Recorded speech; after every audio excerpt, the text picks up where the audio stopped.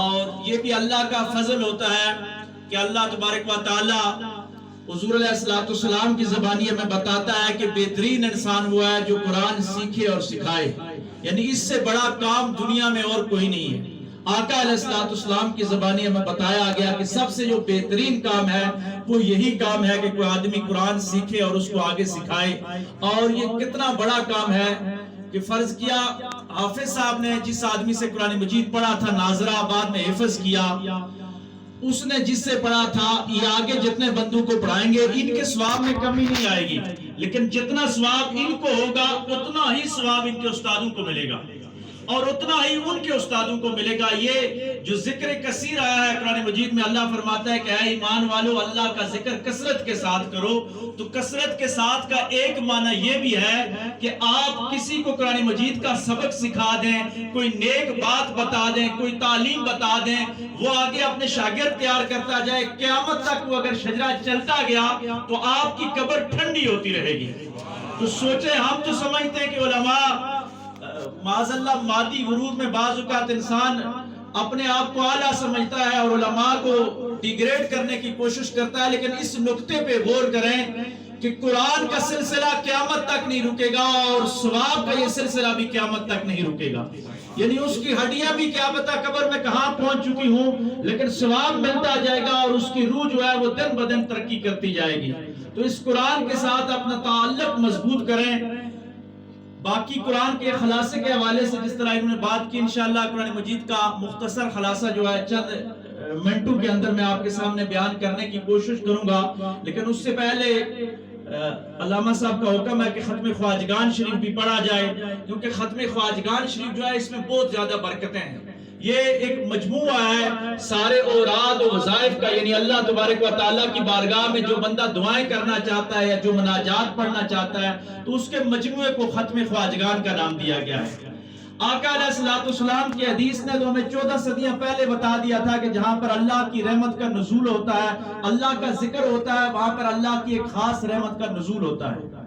اب جدید سائنس نے بھی اس کو ثابت کر دیا ہے کہ ایک ماحولیاتی آلودگی ہے کہ آپ سگریٹ پیتے ہیں تو فضا میں دھواں جاتا ہے، گاڑیوں کا دھواں جاتا ہے، یہ شور و غل ہوتا ہے۔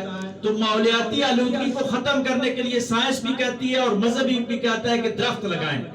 درخت جو ہے وہ آکسیجن فراہم کرتا ہے اور کاربن ڈائی آکسائڈ کو ختم کرتا ہے اور ماحول آلودہ ہو جاتا ہے، آلودگی سے بچ جاتا ہے۔ لیکن ایک اور نئی ٹرم آئی ہے، آقا علیہ السلام محمد علیہ وصحبہ وسلم صلی اللہ علیہ محمد علیہ وصحبہ وسلم صلی اللہ علیہ محمد علیہ وصحبہ وسلم۔ سورہ علم نشرح، بسم اللہ الرحمن الرحیم۔ علم نشرح لک صدرک ووضعنا عنک وزرک الذی انقض ظہرک ورفعنا لک ذکرک فإن مع العسر يسرا إن مع العسر يسرا فإذا فرغت فانصب وإلى ربك فارغب۔ سورہ اخلاص، بسم اللہ الرحمن الرحیم۔ قل هو اللہ احد اللہ الصمد لم یلد ولم یولد ولم یکن له کفوا احد۔ بسم اللہ الرحمن الرحیم۔ قل هو اللہ احد اللہ الصمد لم یلد ولم یولد ولم یکن له کفوا احد۔ بسم اللہ الرحمن الرحیم۔ قل هو اللہ احد اللہ الصمد لم یلد ولم یولد ولم یکن له کفوا احد۔ سورہ فاتحہ، بسم اللہ الرحمن الرحیم۔ الحمدللہ رب العالمین الرحمن الرحیم مالک یوم الدین۔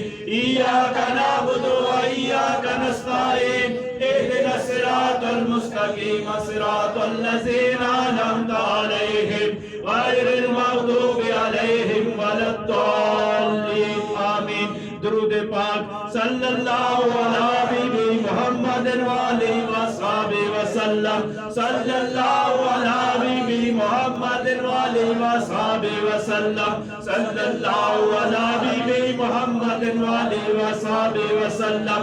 آیت کریمہ شریف، لا الہ الا انت سبحانک انی کنت من الظالمین۔ لا الہ الا انت سبحانک انی کنت من الظالمین۔ لا الہ إني كنت من الظالمين. درود پاک صلی اللہ علی حبیب محمد وآلہ وصحبہ وسلم. صلی اللہ علی حبیب محمد وآلہ وصحبہ وسلم. صلی اللہ علی حبیب محمد وآلہ وصحبہ وسلم. حق کلمہ طیب لا